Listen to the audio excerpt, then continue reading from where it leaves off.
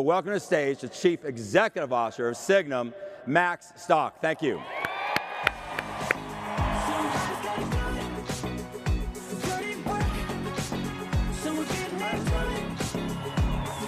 How's it going?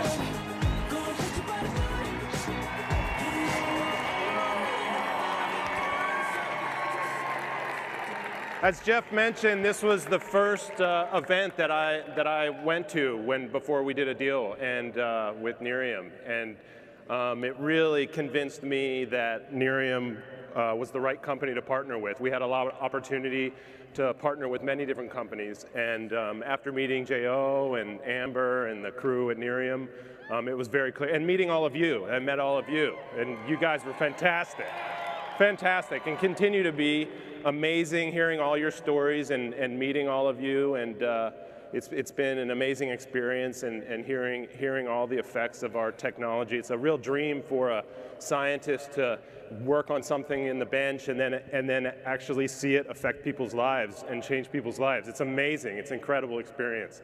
And I just wanted to start off just to thanking all of you for everything that you do, and it's an amazing thing. So I'll start off today. So some of you have heard this, but some of you haven't. So what we do is we discover small molecule therapeutics to modulate signal transduction imbalances. Like, what the heck does that mean? So signal transduction imbalances. So what we focus on is, so if you think of a cell, so your body is made up of all these cells, millions and millions of cells. And so inside these cells, you have these signal transduction networks. So it's all these different networks of proteins that are interacting with each other and changing each other. And what happens in disease and different imbalances in health is those networks start to become dysregulated. They start to lose equilibrium. And so what we do is we actually discover and invent small molecules. So small molecule meaning that it actually can get inside the cell. So what we do is we develop those to modify these signal transduction imbalances. And we not only look for things that are synthetic, but we also look for these signaling molecules that are in botanicals. And of course, you know EHT from coffee.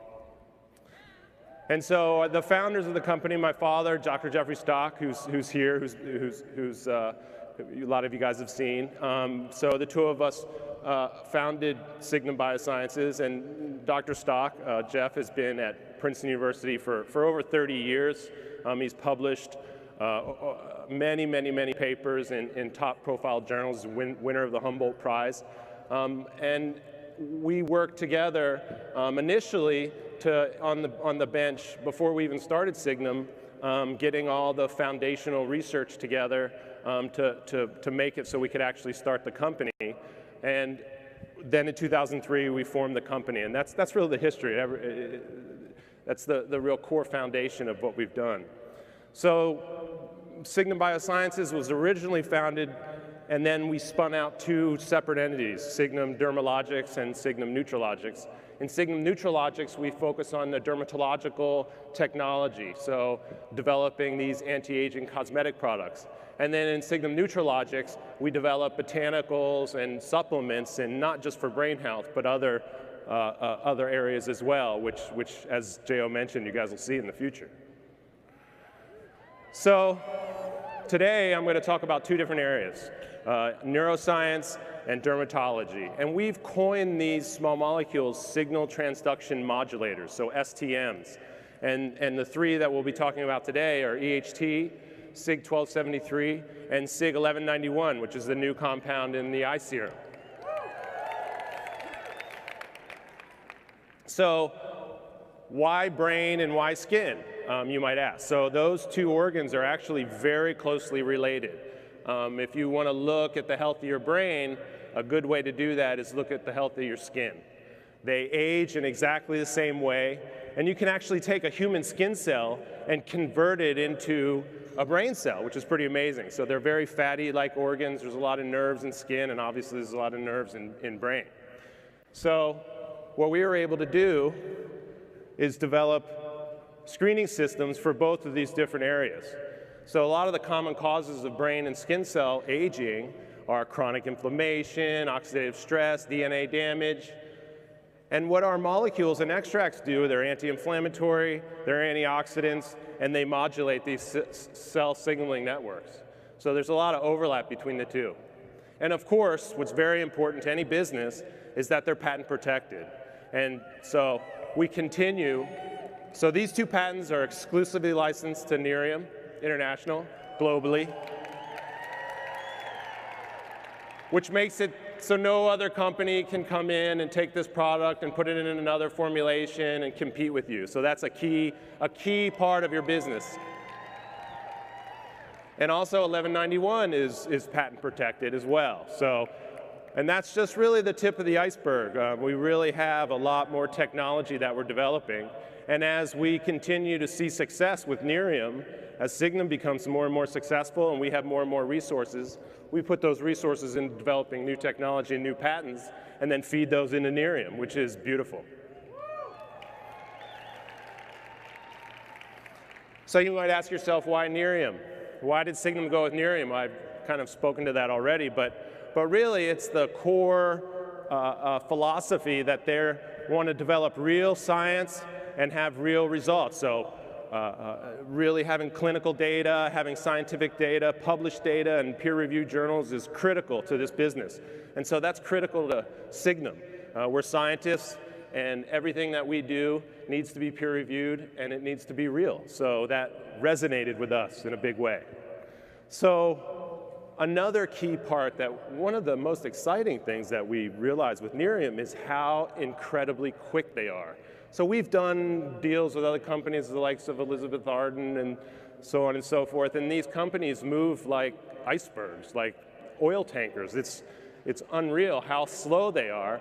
And then when we got turned on to Nerium and we started talking to Jo and the team, it was unbelievable how fast they move. So that's really important to us, and I imagine it's really important to you guys as well.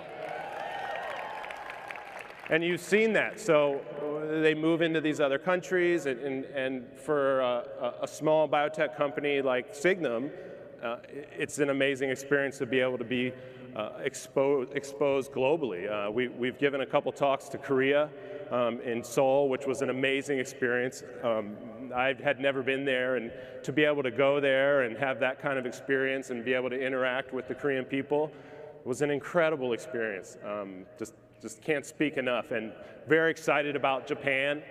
We actually are partnered with a Japanese company. They're one of the original investors in Signum, Roto Pharmaceuticals.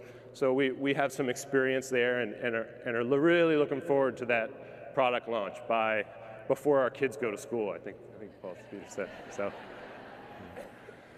So, and really last but not least, probably last but the most, is the real family values that Nerium has. Obviously, Signum, my father and I are doing it, and I see Amber and Jo are doing it. So that really resonated with us as well.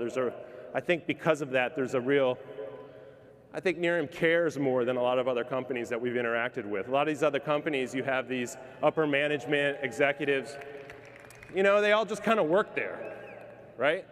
And so Signum is my life, and it's my father's life, and it's, you know, it's everything. And I see the same thing with Jo and Amber. It's their life, it's their passion, it's what they're doing.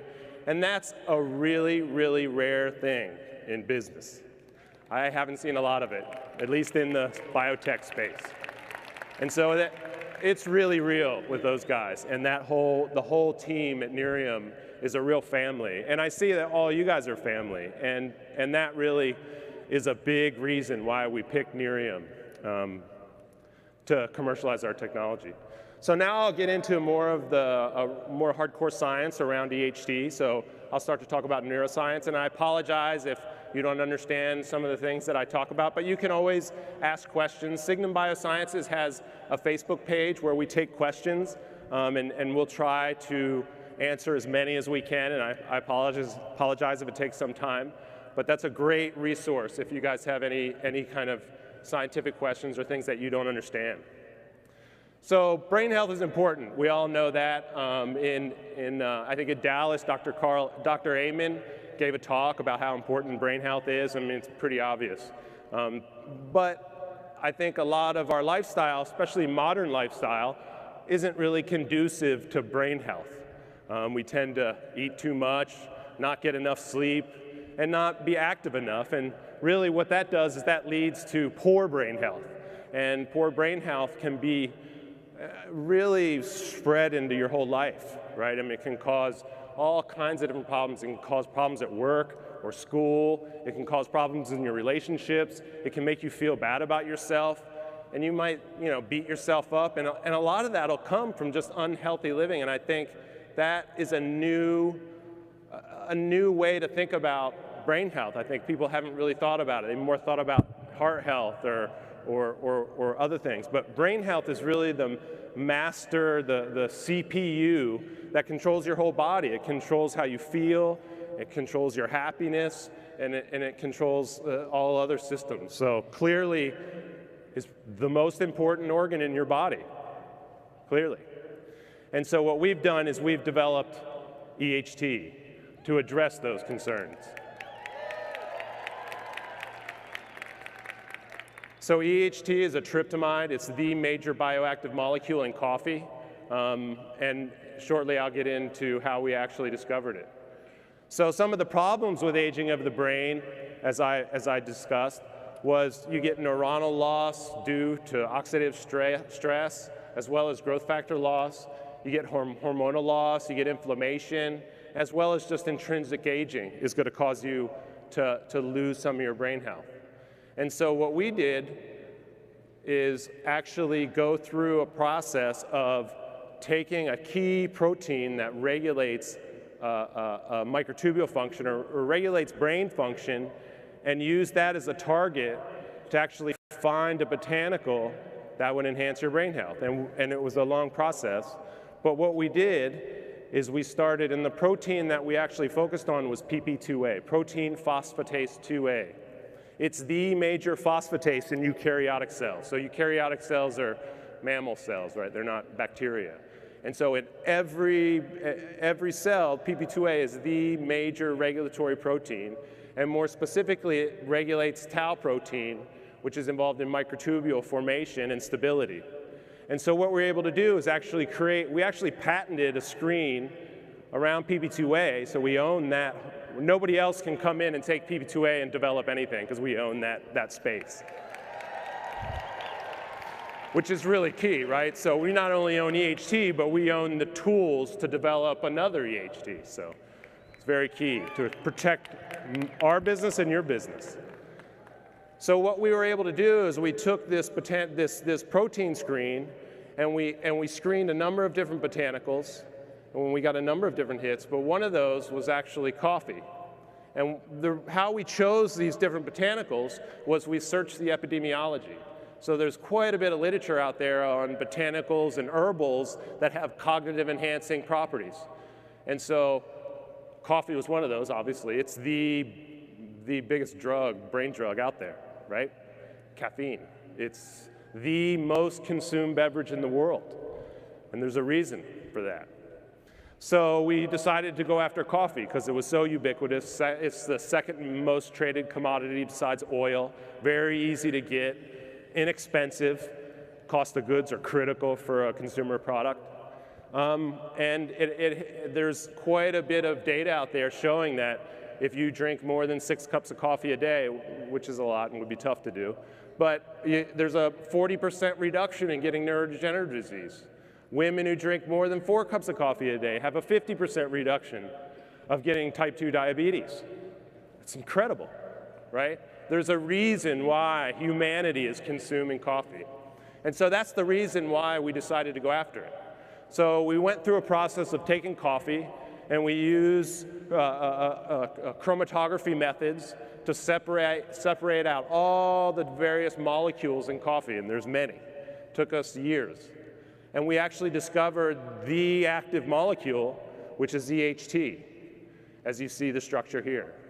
And that's EHT, the product. So subsequent to that, so how does EHT work? As I mentioned previously, EHT regulates tau protein, and tau protein regulates microtubule function. So microtubules are actually the cytoskeletal transportation system in the neuron. So they're critical for neuronal function. And so what happens when you actually get problems is tau becomes dysregulated. As I mentioned, you have these signal transduction networks that become dysregulated. And so EHT helps stabilize the tau protein so it's able to allow for the solid, stable formation of these microtubules. So what happens as you get older, tau becomes dysregulated, and you start to form these neurofibrillary tangles. What you see on the right is the little pointy, little aggregate there. And so you can have that also happen in instances very acutely. So a lot of you probably have heard about chronic traumatic encephalopathy, which is CTE. So it's been a big problem. You've had a lot of football players actually retiring early. So this is what happens to them. Tau becomes hyperphosphorylated, you get neurofibrillary tangles, you get cognitive loss, motor function loss, depression, suicide, life falls apart. It's a big problem for people that are getting traumatic concussions. But this happens over your lifetime. Depending on your lifestyle, it can happen quicker or soon or later. But in essence, that's what we're all going through. So these individuals that are hitting their head all the time are basically aging at a very, very quick process. And so tau is, if you go look up CTE on Google, and you'll see the mechanism behind CTE is hyperphosphorylated tau and neurofibrillary tangles. And so this is all very accepted science. And actually a paper just came out from the Nobel laureate Eric Kandel out of Columbia proving this hypothesis, which is amazing. We put that on our Facebook page. It's a big deal. It's a really big deal. You might be like, who's Eric Kandel? But in the science community, it's a very, very big deal. It proves the hypothesis that I'm discussing. And so here's an actual image of that. So here you have these clear spaces where tangles are forming and microtubules are falling apart, and there you see, this is an actual image of these microtubules. And here you can see an area that's very robust and has a lot of microtubules. And so as we age, we lose vasculature, we lose formation of these microtubules, and you can see the unhealthy neuron down there in the bottom left. So that's what happens. And so EHT is able to, by activating PP2A to protect tau, it stabilizes microtubules. Pretty simple story, but a lot of complexity underneath. And so as I mentioned, we've published a number of different, in a number of different journals: Neurobiology of Aging, Neurotherapeutics, Journal of Neuroscience. These are very, very high-profile journals. This is not some magazine somewhere. These are peer-reviewed. There's a group of scientists that review a story or science before they allow it to be published.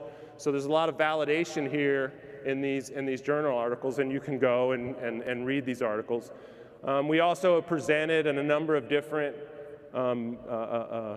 meetings, conferences, scientific conferences around the world. We actually just presented a poster, another poster on EHT, which we put on our Facebook page, and you can look, just further evidence showing EHT to be active against its molecular target. And so some of the benefits of EHT is that it protects and supports neuronal networking, boosts the immune system. So there's also other ingredients in EHT. So there's B6. So B6, B12, vitamin D, magnesium, and all those also enhance brain health. And some of the claims are based on those ingredients as well. And so some of the claims that you can make are improves memory and recall, better cognitive function, increases focus and mental alertness. So obviously these are very impactful claims, and I think if anybody was to look at this, it's very compelling to take EHT. Why wouldn't you take EHT? There's no reason to not take it. It's a no-brainer, for sure. So now I'll move on to dermatology and the anti-aging technology, SIG 1273, which is now in Mexico, Canada, and Korea, and we'll be launching into Japan. So this is the next generation molecule from the original IPC. So we call these isoprenyl cysteines. So understand what that means. So basically you have, it's basically a tail of a protein. So as you can see, this tail, we started with the discovery of AFC. So that AFC is actually a first generation molecule. This is in actually about 12 SKUs in Elizabeth Arden's products as anti-aging products. And that was our first molecule. And so what we've done is we have a medicinal chemistry program where we actually modify these molecules and enhance their activity. But this was the original discovery that Jeff made in his lab over 20 years ago, discovered AFC, and really proved that it had anti-inflammatory effects. So what are some of the causes of skin aging? It's exposure to UVB. That's the #1 cause of skin aging, is sun exposure, by far. So in the United States, and you really see that in Asia. I think Asian people are much more protective of their skin because here in the United States, it's nice to be tan because you can show you don't have to go to work and you actually can go to the beach and get tan. And in Asia, it's really popular to be very light colored.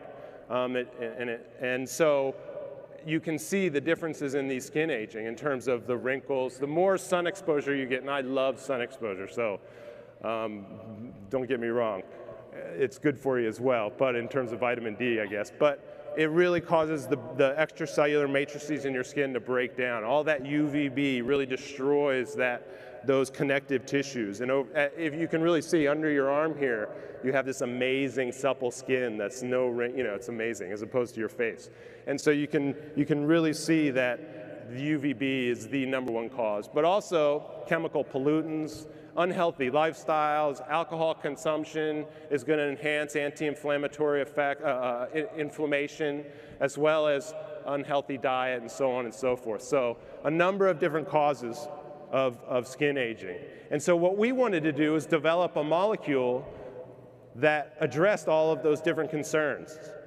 And so what we have done at Signum is set up screening systems for each one of those areas. And then we make modifications to this core structure here with all these different circles that you see. We actually put on different pieces of chemical to each one of those areas and then run them through screens to try to enhance their activity. That's classic medicinal chemistry. So what we do is we bring drug development to cosmetics. We bring the kind of rigor of drug development to cosmetic development, which really nobody else is doing. It's a novel idea.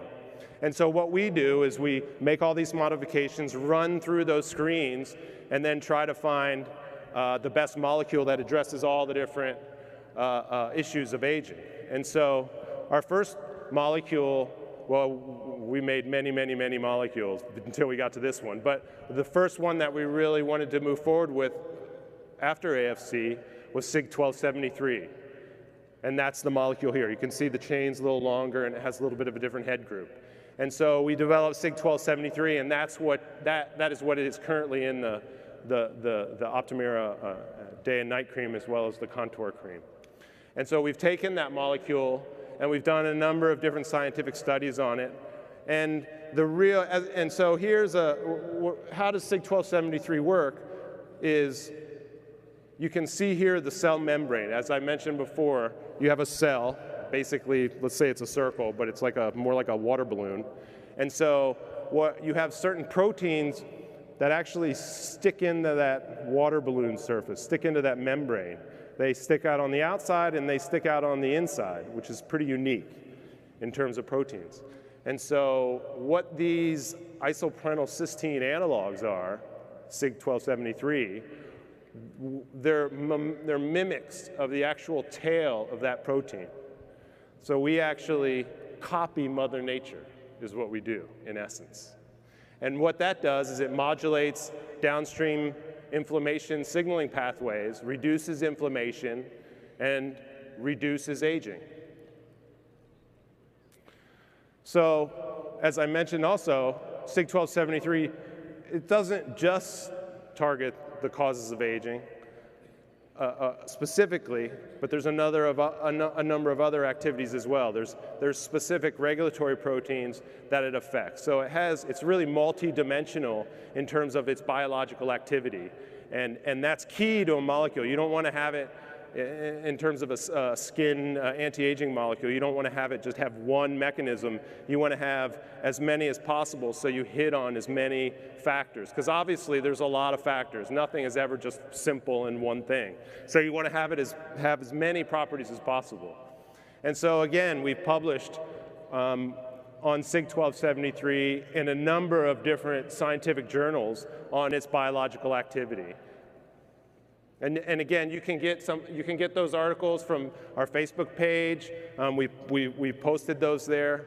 So some of the benefits are that it protects against photoaging, which is the number one. And we actually at Signum we have UVB and UVA, a big chamber actually with these big UVB UVA lights, and we take cells in a petri dish and we expose them to this UVA UVB. And when you do that, you get all these pro-inflammatory cytokines. And those cytokines cause all these problems, right? And so that's the system that we use. And that we really see that as the number one kind of effect that you want to have. But it also improves skin elasticity and firmness, targets a number of different causes of aging. The molecule itself is an antioxidant. So I'm sure you've all heard of oxidative damage. And so what's key is that you have a molecule that soaks up these free radicals. Those free radicals just go everywhere and do all kinds of damage, break down extracellular matrices and so on. And so this SIG-1273 molecule actually absorbs these oxygen molecules. And then it also boosts skin repair mechanisms by actually activating these good cytokines. So there's bad cytokines and good cytokines. So it has a number of different biological activities that are responsible for the benefits that you see in the clinicals that Nerium has done. So next, I want to introduce our Chief Scientific Officer, Dr. Eduardo Perez, and he's going to talk about aquaporins, and so specifically SIG-1191. Hey. Let's do it.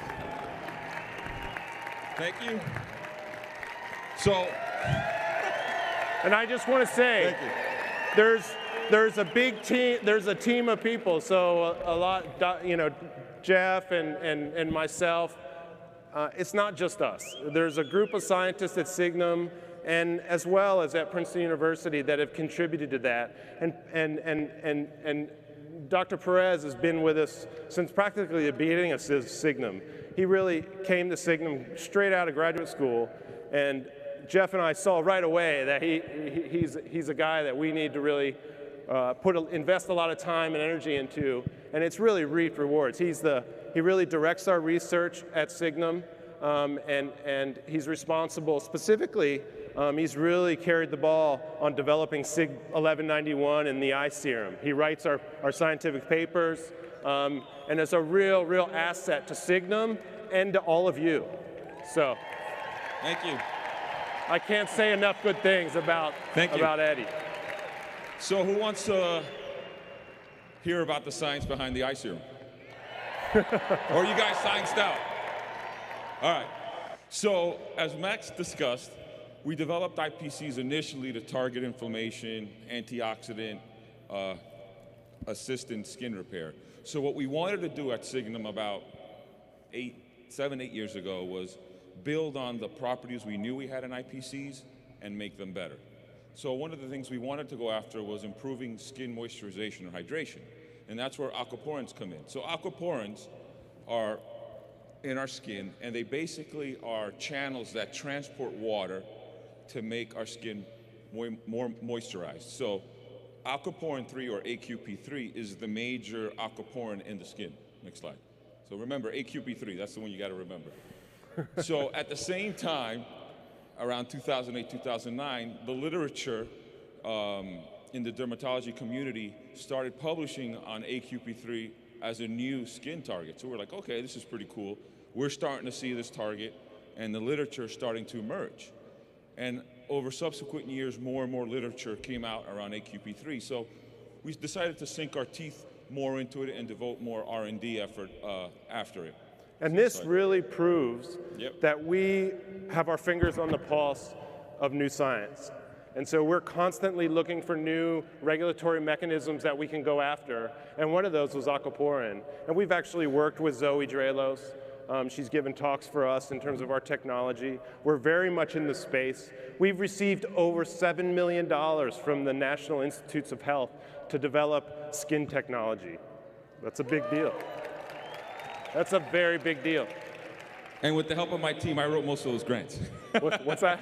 I wrote most of those grants. You did? So Max always is thankful for that. No, just kidding. So next slide, we'll get back to the science. So what you want to do then in your skin is if you want to increase moisturization and hydration, you want to boost your AQP3 levels. So as you can see there in the orange bars, as we increase the Sig 1191 concentration, what happens? We get more and more aquaporin 3, which means your skin will be better hydrated. It'll be more moist, it'll have increased moisturization. So then next slide. And you really see here a dose dependence, which is really important to any scientific data, right? So really compelling data. You see those two little asterisks there? That means it's statistically significant. And this was presented at the Society of Investigative Dermatology, and we'll be presenting more data on 1191 next month at the next SID. So you guys will be looking for that on social media as well as our website. So then tying into hydration, what does it do, what does it mean, or what are the causes of under-eye dark circles? Well, as you can see there in the fourth line, a decrease in moisture or dryness is one of the causes for under-eye dark circles.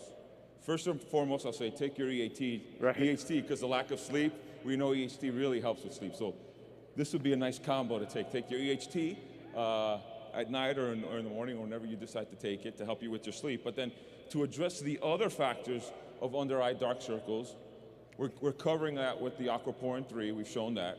We know that the IPCs, and we've shown it with 1191, reduce and target inflammation.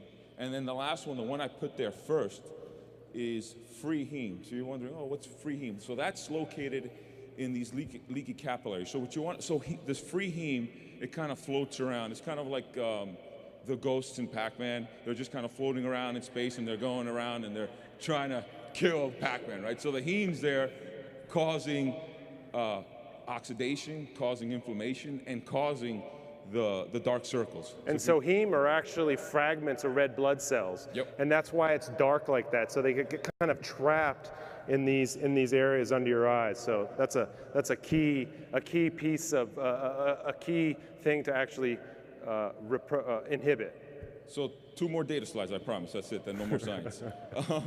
So there's an enzyme called heme oxygenase 1, or HO1 for short.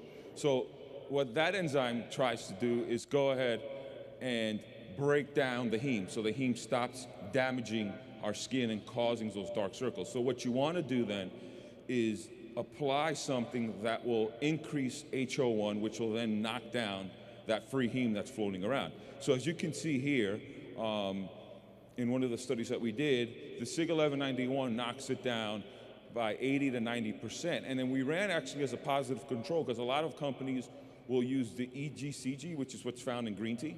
And you can see that does reduce by 40%, but you could see ours is twice as effective, right? Which is really key and shows, well, it's not 5 or 10% better, it's double. That's really significant. And a lot of you have been asking about competitors' eye serum. Right. And I really don't think any of those guys can hold anything to Sig 1191. This has they don't have anything reducing HO1 expression, reducing all these molecular targets. They just don't have it. Right, so then what we did next was, not to get too technical, but a lot of times people or companies or scientific biotech companies will show, okay, our product works on gene expression, right? But they don't show actually an effect on protein levels. And in the end of the day, what you need to show is that your product or your compound is not reducing the mRNA levels, it's actually reducing the protein, because the protein is what's actually causing it, right? So this actually shows that SIG 1191 doesn't just work on the gene level, it actually works on protein level. So you can see as we increase, again, a dose dependence, it increases HO1, which will then get rid of that bad, nasty heme that doesn't just cause the dark circles, it actually causes aging because it produces oxidation, it produces inflammation. So with the next slide, this work that I presented here to you guys first, before the scientific community, we'll be presenting it, if you guys scroll down there to number 3, we're presenting it next month at the Society of Investigative Dermatology in Arizona. Just this past week. And that's a very big deal. The Society of Investigational Dermatology is the big dermatology meeting in the world. So everybody from around the world comes to the SID, and to be able to actually present that material there is an honor and a big deal. So. Thanks. And I should also mention, not just this SIG 1191 poster, but at the SID as well, we'll actually be presenting our first Signum Nerium poster showing new data on the Optimera product. So that's a really big deal. Yeah. So we're really excited about that, and we'll be doing that in the second week of May. So just to kind of finishing things up before we bring out Jeff's talk. There's a lot of benefits and claims to the eye serum product. What I want to just leave you with is differentiates this product from all the other eye serums out there is that this eye serum will give you the immediate effect that many of the competitors, but those competitors tend to have this cracking phenomenon to it that you don't want to have. But those products are just short term. They're actually, what they do is they increase the pH in your skin, and that actually causes inflammation. So if you use that product over time, it's going to damage the skin. So what this eye serum does and what differentiates it is you get the initial immediate benefits, but it's actually going to help you long term as well, right? Because we're all about promoting an anti-aging, not just for the short term, but for the long term. And it's a much more elegant formulation. Yep. It doesn't cause this hardening that we've heard so much about from the competitor's product. No cracking, no irritation. It's a much better product all around. So with that, I just wanted to thank you for your attention. I'm going to call out Dr. Jeffrey Stock so he can close our scientific talk. Thank you. Great. Hey. Aren't these guys great? Fantastic.